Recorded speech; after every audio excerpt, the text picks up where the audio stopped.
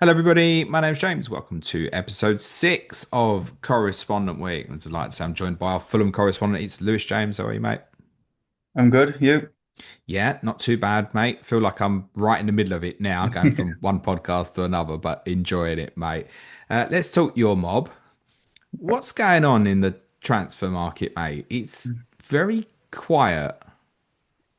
Yeah, not a lot. We're always late in the transfer market. I think we didn't make a signing. The last three windows in summer, we've not made a sign until either the 26th or 27th of July. So it's not unusual for us to be late bloomers in the window. I, So, I, I get the vibe from you. We just had a little chat before we started. You're quite relaxed about it, though. yeah, I mean, I'm frustrated, of course. But like like we were saying, like we haven't lost anyone, so it's not we don't need players in to start the season. Like, we've got a squad there that competed last year, So and I we've suppose you not. feel like you've had teams around you getting some of their best assets being Yeah, I picked mean, off. literally You're look at not. like Bournemouth, Brentford, Forest, like all of probably Palace will lose players. Like they were all teams that are sort of in our range in the league, and they're all getting their best players taken. So they've got to rebuild, whereas we just have to build on. So we're not in any rush, but it's just frustrating sometimes because since Silva was saying at the end of the season that he'd been working on the summer window since January, and it's like, well, you've been working on it since January. Like, where's the what you've been working on? You know what I mean? Like, there's no evidence to back that up. Does, So does the club have money to spend? should do. Um, like in terms of FFP, we're absolutely fine. We're never in any issues. I think. I think we're quite high on our wage budget. I think something like 85% of the wage budget, which is one of the highest in the league. Hmm. But um, yeah, we should have money. I mean, we've sold every year apart from this summer. We sold Carvalho when we came up, and then it was Mitrovic, then it was Pellina and Stansfield. So we've definitely sold to buy. Yeah, I think the other thing is like. I think sometimes Fulham try and fish in a pond above the level, and I think we just have to wait. If we're fishing in that pond, we have to wait for all of the bigger fish to sort of have What what does they want. what does that mean in terms of, yeah, almost trying to buy too good? Is Yeah, that what like you're I think saying? it's yeah, Waiting for like others to buy what they want first, and you yeah, and pick then up seeing other what's bits. left. Yeah. Okay, So I think that's why interesting. we're always late in the window. Do you think the age profile of the squad's been mentioned a lot? Is that one of the reasons why? I'm just trying to think if clubs, with all due respect to you, sort of above you from, I don't know, the big six, if you want to call them that, were looking at your players, what they would maybe look at. Muniz has been linked with a couple of clubs. Mm, Newcastle looking for a forward. Leeds has been mentioned quite a lot, but that's stepped down at the moment. But I guess yeah. he would have the guaranteed minutes. Anthony Robinson, who we're going to speak about in a bit, was maybe, well, I can see him being Liverpool's left back. They went and bought Milos Kerkez. I'm just struggling to kind of think what else in your squad that those above you would want to take. Yeah, I don't think particularly much this summer because a lot of our players have played for the big clubs, and we'll call them big club rejects. That sort of Silver loves to buy these sorts of The band players of and rejects, we've called revive them, yeah. revive the career. So I think that maybe helps in the fact that clubs don't want players that have already failed at maybe bigger clubs. But yeah, like you say, it's every year we've sort of had a player in the squad that is looks like he's a good sellable asset. Whereas this summer, like, there's not really that player because I think I wouldn't surprise us if Muniz has a good season this season. Then I think teams would look at him next season. I know I said about Robinson, but he's he's just had surgery and he's 29 now, so I think he might be maybe a little He's bit gone. too old. Yeah, so um, I think it's obviously a good thing for us. It's we're always going to be a selling club, but if you don't have to sell, then I think you can just build on what you have. And we've got a good squad that just needs a little bit more quality in certain areas, and I think we'll have a good season again. On Muniz, I guess with him. again, with all due respect, if you take a jump up, the guarantee of minutes would possibly Mm. be quite difficult for him. And that might be one reason why he may be looking to move away. We're talking about him if he went to say Leeds, he would highly likely be first choice. Are you expecting him to stay? I expect him to stay. I mean, it's interesting because his contract's up next summer, and he's only on 7.5 grand a week, which is obviously crazy low. And I mean, it's a very high wage for me, you, but for a Premier League striker, it's quite low because he's on a wage that he was when he first joined when he was 19. So I know the club are looking to give him a new contract, and I think as far as I'm reading, like he wants to stay. Um, but like I just don't see him going to Leeds because I've heard a lot of like I've seen a lot in drafts like where he's in the team, but he's only in the team in case he goes to Leeds to be number one. And I just don't understand that because he's going to be number one at Fulham. If you look Are at you sure last about that? season, Yeah. 100%. You look at last season, he got the starting position off Jimenez in the second half of the season. He then got injured at Bournemouth and was out for the rest of the season. And Jimenez was 2.5 weeks late back for pre-season from the Gold Cup. So Jimenez only joined with the squad in Portugal last week. So he's behind on pre-season, and I just think he would have been starter anyway. So I just don't really understand the narrative where he's only going to be first choice at Leeds. So do you feel like FPL have got the pricing wrong then? Because 100%. It's the Jimenez is a first million thing I more. said. Literally the first thing I texted my brother was that pricing's crazy. So you're going to start with Muniz? I'm not because I'm on free hit. Not free hit, on bench boost. But when I will have him in my squad when I What's when wrong I with that though? Having him as a 5.5 forward. because I think at the minute I've got Haaland, Bowen, and I think I've got João Pedro at the minute. But I have had Muniz in a draft. That's not João Pedro. So just depends if I can use the money elsewhere more effectively.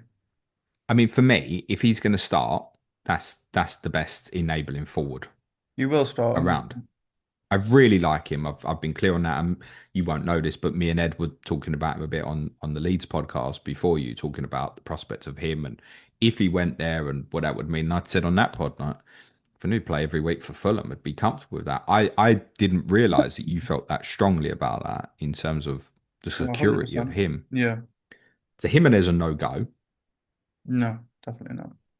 Muniz at 5.5. I mean, you compare that to say like Iwobi's a million more.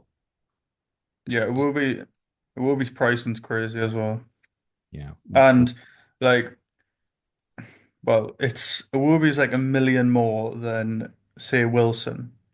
And I've got Wilson in my bench boost team. He's Okay. on crazy form. He's got 5 goals and an assist in pre-season so far. All right. We'll come back onto them. Rumours with Reece Nelson, Yeah. potentially, maybe a permanent, was obviously on loan from Arsenal before, suffered some bad hamstring injuries. Are you Yeah. expecting that to happen? Yeah, I'd expect it to happen. I mean, I expect it to happen before now. But I think now that they're back from Singapore, I think Arsenal were. We're Um, getting beat by Tottenham in Hong Kong. I don't know where else they went, mate. so obviously they've been away, so and he was with them. So I think that might accelerate this week. I think it's going to be another loan. Um, I think what would make sense for both is a loan with an option, but then maybe that turns into an obligation if he hits like 20 league appearances or something like that. Uh, But I think it's definitely going to be a loan rather than a permanent. okay. But How yeah, at pleased we? 5 million. Who else are you seeing links at the moment, position wise? Um, we're Not being necessarily linked, names, but more like positions, maybe. yeah, we're being linked with obviously Nelson left wing. We're being linked with a right winger. We need another backup striker, and we've been linked with centre mids, and I'm like a number 8, and I'm not really sure.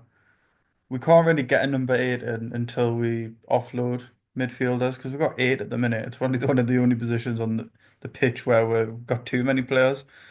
So I can't see we're adding in that area until we get rid. Okay. Adama Traore has been linked with Forest quite a bit Yeah. as well. Are you expecting that to happen? I think there's good rumours in that because we've been strongly linked with a different right winger. And Okay. if I don't see why we'd get another right winger in if one of them wasn't leaving because we've got Wilson, Sessegnon, and Traore, and I don't see what adding to that. And I think Traore's on quite big wages because we got him on a free. So I think if an offer came in, I think Fulham would be Open to it. open to it. Yeah. Okay. Would you make of the fixtures? I mean, you're saying you're not maybe keen to have someone like Muniz in terms of bench boost. Game week one away to Brighton. He's United at home game week two, Chelsea away game week three, and a couple of very enticing home fixtures after that. What do you make of the run? Mm. I think the first nine's pretty difficult. Yeah, Um, but someone like Muniz, it's he scored in a lot of the. I think he was the only player ever to score in like all of the big away games last season. I think that was the start. He scored at Liverpool, Newcastle, Chelsea, Arsenal, Tottenham, no, he didn't. City. I think he scored in as well. So he's definitely. I'm not going Scored to say. against us at home. I'm not going to say he's fixture proof, but he's showed that he can score at the harder games. So someone like him is, I would. It's almost ideal third choice attacker. But the fixtures in general are pretty rough. We've got like 4 or 5. They're good, but like I was listening to your Liverpool podcast this morning. We don't really have a really good run of fixtures. Ah. At any point, it's sort of like bits and bobs. So yeah, but I think Muniz, for example, is you could have him in your team the whole year. You know. Yeah, I think you summed it up well. First three challenging, then you look at Leeds and Brentford at home in a row, and you think, oh, that looks good. But then it's Villa away, Bournemouth away, Arsenal at home, Newcastle away. Then after that, Wolves at home, Everton away, Sunderland at home looks good again. Then it's Tottenham away, Man City at home. Yeah. That's kind of how you, yeah, it's not Yeah. a prolonged run. I think we'd be looking to pick someone up, i.e., before they hit a bit of form, but more looking at players for a bit of consistency. Talking at consistency, is Bernd Leno still number one? Yeah. No doubt on that. Not at the start. I mean, we needed a better backup because Bender just wasn't, like his name, he just wasn't a good backup. But now Lecomte is definitely a better backup. So I think there is genuine pressure on the position. I don't think he's going to lose it, but if he did have some bad games, then it wouldn't surprise me if it got swapped because he's definitely more experienced. He's actually older than Leno, which is pretty crazy. Makes Leno look young, so It felt like Leno had a bit of a drop off the longer the season went on. definitely. Yeah, I think he's not the only one in the squad. I think there was a lot of players that just got tired. Not maybe not tired physically, but definitely tired mentally. I think Leno's biggest weakness is shots from outside the area. I think we conceded 18 goals from outside the area last season, which is a That's ridiculously high high. It's number. in one in Yeah, two. yeah, it's not that's not just league though, that's in cup as well. Okay. But yeah, I mean it's Still one in still three. really high. Worst case, Yeah. yeah. So he's he's definitely weak from that area, but yeah, like he's gonna be number one, but if he does have bad games, then we do actually have an option there to bring in someone else. Okay. Antonee Robinson, Hmm. talk to me. Now, I've seen him knocking about in a few teams. 5 million. Yeah, It's the only defender you've got priced more than 4.5. Obviously, did really well for so many people last season. yeah. Is he fit? Um, he's definitely not fit at the minute now. I mean, he was he was injured from Christmas last season. And if you looked at his attack and returns, I think he got 8 out of his 10 attack and returns in the first half of the season, and then got two. And by the end of the season, Silva was choosing games not to play him because Yeah. he was sort of like that injured. And then Silva kept getting asked if he needed surgery in the preseason and the off season.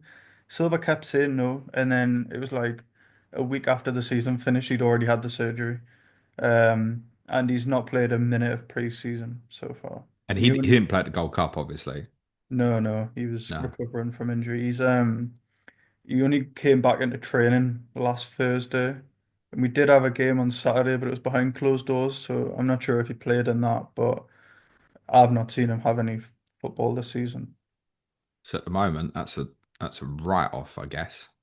Yeah, I mean, I think even if we've got a game against Stuttgart on Saturday, I think even if he played half an hour, 45 minutes in that, I still think Silva would play Sessegnon for that At first left game back. anyway.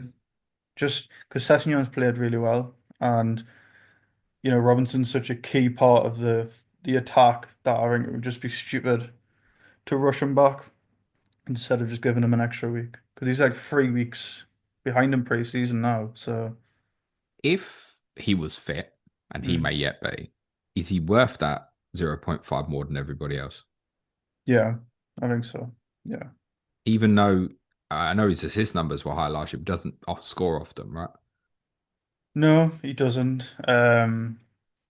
But I still think if you've got that luxury, then I think because and the other thing is it's I know you could get I know there's obviously the new point system for the centre backs, but in terms of the right back, the right back's got way more competition. Whereas if he's fit, he's going to play 90 minutes every game. So I think when fit and flying, he will be an option in the team. You mentioned right back. Obviously, Kenny Tete renewed. It Yeah. did look like he was going to go to Everton. How pleased were Mhm. you with that? Yeah, I think he's 30 now, or he's turning 30 in November, and he does have injury issues, but Castagna was another one who had surgery in the off season, and we weren't sure if he was going to be fit for pre-season. Um, so just having someone in that already obviously knows the system and knows the team was important, but also it's one less position that Fulham actually need to buy someone in, and since we're not exactly being prolific in the market, it's one less issue, sorry, to worry about. Is he an option at 4.5? I think he'll start the season, but I just think I think if you wanted a 4.5, then I think you just go for Anderson. Is it that straightforward? Yeah, because I just think there'll be games where, Castagna might come in or Castagna might come on, and I think Anderson's got the least competition at the back apart from Robinson because I still think, I know I said it last season, but I do think that maybe Bassi could lose his spot to Cuenca. Now, obviously, Bassi had a Going to really keep good banging season that drum, last aren't you? You've been season. dragging it for about 9 months. Yeah, I mean, he will eventually because obviously Bassi and Iwobi are going to the AFCON. Okay. So it could be that, Bassi comes back from AFCON and Cuenca's played so well that, he just loses his spot that way. But yeah, I mean, Bassi had a really good season after I said that he might lose his spot. So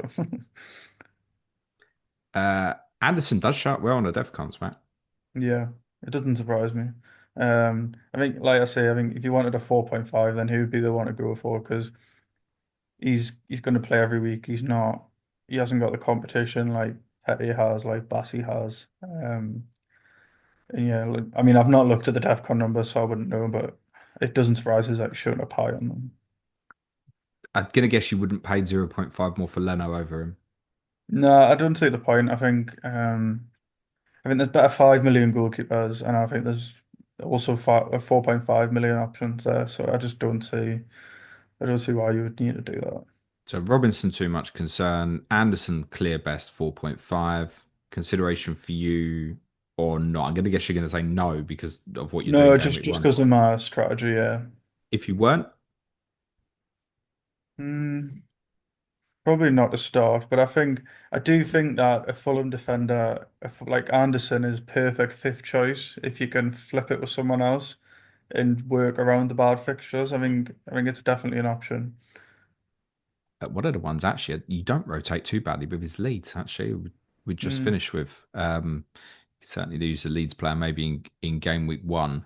I think you'd obviously go your player two, game week three, probably them at home. Newcastle not great, then you. And then Leeds come into good yeah, fixtures, you're bad, and then it flips again. That's a one way possibly to get two for sort of 8.5 in now. You said Iwobi, in comparison to Muniz 6.5. Um, I don't see people steaming into him, Lewis. Am I missing something I here? think that's crazy high. Yeah, Like, He's going to be the highest scoring 6.5 now, I think. well, hopefully, because if you're doing something right. Yeah, um, I'm not really 15, sure why they've 15 attacking decided. returns last year. Are we completely overlooking it? I think Iwobi's another one, like we were saying about Robinson, where a lot of his returns were in the first half of the season, and then because he had Nelson as competition, and then Nelson got injured, and we got Willian in for the millionth time in January. So then he then basically, I think he just got tired. Second half of the season, he was so out on his feet. So I think his attacking returns dried up as well, like a lot of the team. But I don't understand the 1 million more than the other 5.5s. I'm not really sure that he did enough to warrant that Well, much more. I guess in comparison, the returns he's got last year would be some justification for it. I've always found him as, from an FPL perspective, someone inconsistent that I wouldn't, if he was Yeah. 5.5, he wouldn't be under consideration. Let me say it to you like that. No, well, I don't even think if he was 5.5, it'd be the best 5.5 in Fulham. So, Okay, we'll talk to them in a sec. Before we do, Emil Smith-Rowe is also more, yeah. 6 million. How do you feel about him year on from joining you? I think he's going to have a really, really good season, actually. I mean, when he came in last summer, he came in late and he did pre-season with Arsenal and then he came into Fulham and he had the first couple of games or the first few games, he was really good. But then I think after like a few months, playing every single week, I think it sort of caught up to him. You know, he's a player that's not played that much football for a long time, and I think he just the pressure of moving to a new team and the price tag and you know what I mean, all of this. I think he sort of maybe got caught up in it. And this summer he's looks really lean. I think that's the biggest thing I can say, that he looks super lean and he's scoring. But he's playing on the left wing in pre-season, which is obviously totally different position to where we played him all of last season. So what have we seen at the moment? Him move towards the left, Wilson from the right, and then is it like Josh Wobie in King. front of two or Josh King. Josh King? Okay, I definitely want to come back onto him in a bit. I want to ask you about some of the 5.5 bids. I clear already your preference is Wilson, but I just want to ask on a few. We spoke about Traore maybe leaving, and is Andreas Pereira another one who might? Hopefully. I feel like this was the answer this time last year, Yeah, it Lewis. was. What's happening there then? I, I don't know. If you ask my family, they just say that I just hate him and that anything he does, I don't like. But we had a corner against Al Ittihad on last Saturday or whenever it was, and he took it and he overhit it that much and that wide that it landed at Benzema's feet in on the edge of the circle in the middle of the pitch, and they counter-attacked and scored. And you can obviously imagine how angry I was at this. Can we just say you beat that side 4-2, didn't you? Benzema Well, played and N'Golo Kante played. yeah. Good players. DRB played. Yeah. Yeah, basically the whole team played. We were 4-0 up at half time with the first 11. Well, it wasn't first 11, but it was the stronger of the two 11s. Ryan Sessegnon, I'm guessing, not an option at the moment, especially if you're saying he's probably going to start at No, left not at the back. moment. Maybe he's obviously been reclassified to a Yeah, midfielder. I think he would be in contention to start right wing over Wilson, maybe, but I think the fact that I think he'll start at left back, and even if he doesn't start at left back, then he'll be asked to cover Robinson's minutes at left back start. And I just don't see someone with that injury history starting on the right wing and then ended up playing the last 30 at left back. I just don't think it makes sense at the start. So I think because of that, I think, and Wilson's form as well, I just don't see him starting in So, an advanced position. so for him, he essentially can't be an option until we know Robinson's all right Yeah, further down the line. yeah. Then he's obviously pushing for a starting place. Go on then, talk to me, Harry Wilson. This feels a little bit like, I mean, you're a Geordie. Conversations I've had with Simon Bibby, Miguel Almiron, and we laughed. And then we laughed about Jacob Murphy as well, and he was right Mm. again. Is this something in the water up at Newcastle of enabling midfielders who do really well in pre-season and then continue? Well, I think. I think if you look at Wilson last year, I haven't got his numbers up of what it was, but he started the season all right, and then he had an injury himself for a few months, and then he came back, and he obviously scored many times against Brentford last season. But he was in really good form at the end of the season, and then he came back for pre-season, and like he scored 5 goals and an assist, and he's on set pieces, like on the corners and that, and he scored a direct free kick as well in pre-season. So for someone who's taken all the set pieces, is on form, and I think is going to start the games, then I think it's a pretty good 5.5 option. What's changed for him? Because there was the famous clip that went round. I don't know if it was after the 2 goals against Brentford, where Silva apologised to him in front of everybody. He said, I'm sorry, it's my fault you've not been playing." Yeah, I think this was because I think it was just a lack of confidence. I'm not really sure why, because when we got promoted in the championship, Wilson played like every game, and then I think for whatever reason, I think he got injured, and then Silva didn't play him, and then he was just like a bit part player. Um, and then I think he did an interview when he was away with Wales. I think that's what it was, where he sort of voiced his concerns about not starting and the frustration. Because I think he also said in the interview, because when he plays for Wales, I think he normally plays in the middle, not on the wing. And I think he was sort of saying that he's an option there as well. And then obviously he came on against Brentford, scored 2 great goals. And Debatable. then yeah, I mean he's Both got of them. injured. Sorry, sorry. I know it's a good night for you, but debatable. Well, the first one is a good goal. No, no, no, no. He's not even trying to score, mate. Um, doesn't matter how they go in, as long as they go in. No, fair. Yeah, and I think obviously I think every footballer in the world is a confidence-based footballer to some degree. I just Uh, think, here's some interesting numbers that when you look at this across your season since you came back up. So last season, Harry Wilson, 8 attacking returns from 12 starts, basically 1100 minutes. yeah, Season before, 11 attacking returns from 16 starts, basically 1600 minutes. And the season before, 7 attacking returns from 13 starts, basically 1,000 minutes. Like his return ratio to the minutes and starts isn't bad, but that also speaks volumes, doesn't it? He's essentially played a season of football over the last 3 seasons. yeah, and I think it was only. I mean, I could be wrong on this, but I think it's only last season where he had a major injury since he's been at the club, where he's been out for like months. So I think. I think the other 2 seasons might just be that he was out of favour more than maybe injury. But I do think, I mean, I could only go off pre-season, and he's playing a lot and he's scoring different types of goals. I mean, the goals against Forest were when you play against Fulham, what usually happens is Bassey, when he picks the ball up, will look to drive through the lines. We've seen it a number of times where he can go on a run and he's in the opposition box. And then when Anderson gets the ball, it's sort of everyone drops back maybe 10 yards because he's looking for the diagonal. In pre-season against Forest, Bassey got the ball and he did the diagonal over the top, and Wilson touched it and chipped it over the goalkeeper. And I've never seen Bassey do that. And then Wilson said after that him and Bassey had been specifically working on that.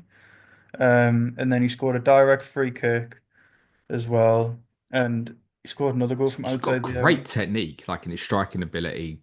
Yeah, he People scored. remember He scored the for. goal he He scored for scored. Derby at Manchester United from a free kick. It's outrageous years ago. Yeah, that was wow. Yeah, that was a long time ago. I mean, he even said that was the first time he scored from a free kick in years. So I can only go off pre-season and watching the player, but yeah, he looks really confident, and I think he's a guaranteed starter. And he's in my team, so take that with a pinch of So, salt. so is that? Yeah, we will. Is that in terms of him versus Muniz? Hmm. It's more. There's 3 other forwards you want rather than Muniz, and you've got the slot. for Wilson to go there? Is it more a case of that rather than Wilson, rather than you prefer Wilson over Muniz at the same price? Yeah, I think it's just this or that. I think it's sort of like whatever fits your team. Like Yeah. if you just want that third attacker on the bench you can play in certain games, and obviously Muniz is better if vice versa. If you need a fifth midfielder, then Wilson's better for your team. So I think I think either or. I've got Wilson at the minute, but that's just because I think he's on better form than Muniz, and he just fits my comp at the minute better. All right. I wish you luck with that choice if you go through with it, mate. Harry Wilson added to many of a watch list, mate. We'll be watching keenly. What's your last friendly at the weekend? Frankfurt, Stuttgart. Stuttgart. Or might be Frankfurt. It's a German team. You're making me second You guess said that, not me. that. Right, let's finish with a few other midfielders. I teased some of our patrons on our debrief podcast last night that someone was going to give a big tip up for a player that most people wouldn't have heard of. Go on, then, Yeah. Lewis. Josh King. Wow. I He mean, what? formerly of Bournemouth and others. Not quite. It's just a very common name, it seems. England legend. Shout out Tom Cantwell from who got the assist. Yeah, I mean, what a player. Really. I mean, we've seen him.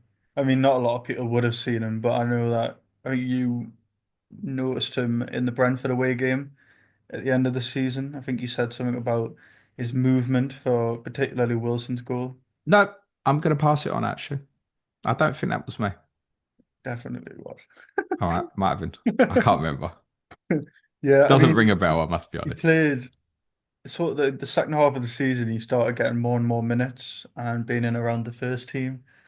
And it was a couple of games, specifically the Brentford away game, which was our last away game of the season. And him and Kearney came on the pitch, and just immediately you could see the build-up play and the knowledge of what to do on and off the ball was just something way above an 18-year-old. I think he was 17 at the time, like that sort of age group. And he came on pre-season again, but in every game that we've been allowed to watch, which is only two, I think, or three, two, he's actually been the starter number 10 with Smith-Rowe being pushed out to the left and Iwobi being benched. And that's happened twice. And in both games, I think we were 2-0 up against Forest when he went off and 4-0 up against Saudi champions, I think, Al Ittihad. Um, so it'll be interesting. I think if he starts on the weekend against Frankfurt, then I think he will be going into my team. I think even on a bench boost, I think That's dangerous, isn't it? You yeah, know it I is. know, but he's. I think I said to you, I said like he'll be if he has a good season this season, he won't be at Fulham next season. He's that good. Okay. Um, But well, do you want me to tell them what you actually told me? Go on then. He'll be playing for Real Madrid soon. Yeah, I believe it. He will. Honestly, he's crazy good.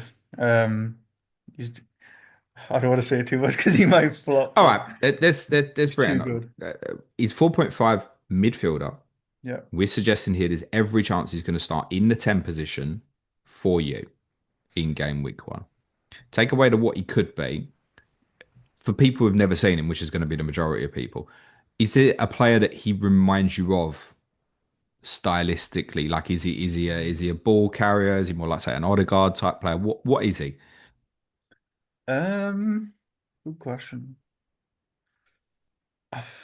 He does a bit of everything. I mean, we scored a disallowed goal against Al Etihad where Leno had the ball and it got played out, and he got it with his back to goal on the halfway line, and he sort of drops the shoulder and takes the two defenders that are up against him out of the game, and then he sort of drives into the space between the left back and the centre back, plays a 1-2 with Smith-Rowe, and then passes it back to Castagna.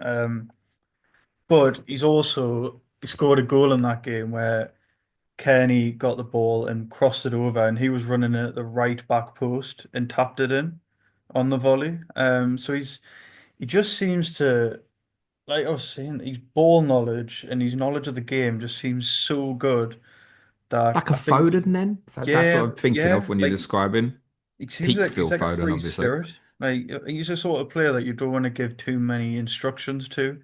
You sort of just want to let them do what do what they do, sort of thing. You know what I mean? But yeah, Food's probably a good comparison. Okay, that's one of the most interesting selections. We've always got to be careful with pre-seasons, right? It could be that this is a good opportunity to blood him in. Someone like Iwobi is trusted. You know exactly what you get. It might be Mhm. right. Then there's a competitive game. He's back in. That's a possibility. I said this time last year that Lucas Bergvall was probably the most interesting 4.5 million midfielder pick in the sense he's not going to start, but he might develop into something. Yeah, If people want a 4.5 midfielder that has something that could really become something, this is it, isn't it? yeah. I think I would. I'd keep an eye out on the game on Saturday, just to see because I think that's obviously. I think barring maybe Robinson, he'll want to play his starting 11. But yeah, I'm pretty confident he's going to play because I think the other thing is, but all right, so I think he's going to play, but I think the caveat that I have said to myself is Iwobi will be gone for AFCON, and I do wonder whether he's just taking this time to maybe try Yeah, Smith-Rowe out on the left and playing King in the middle for the time comes where that will maybe have to happen. There that's what could I'm be that. saying. Because someone like Iwobi as well, like Iwobi works his nuts off, right? So you know exactly what you're going to get. He's probably got Yeah. good stamina levels, etc. Anyway, it's like, right, blood him in with the rest of the team, see what it looks like. It might even be that that's an influence of, hey, he's not ready yet. We need to go and get another to cover for this eventuality, obviously in December. But obviously, also from what you're saying, it sounds like he's ready Yeah, and to he at just least be signed a new, involved. he got a new deal in this summer as well. Signed a new contract for 4 years. Um, so I think he's ready. I think Silva knows he's ready. Like last season was sort of his bedding in season.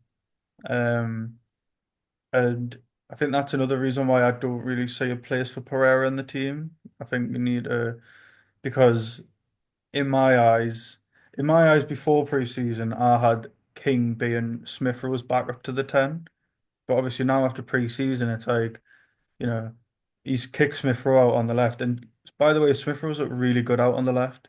And I think it's a position that he did play for Arsenal at times. Um, and maybe it's because he realizes that King is so good that he just needs to find ways for other players to get in the team around him. If I could tell you now that King was guaranteed to say start the first five, would you pick him over Wilson? Yeah, because I don't know if that's I think I would because I think he might have a higher ceiling and it's more exciting. You know, and it's in terms of FPL, it's a bigger differential. And as a Fulham fan, I want him to do really well. So, you Yeah, know of what I course. mean? And he's a local lad. So I think I would, yeah.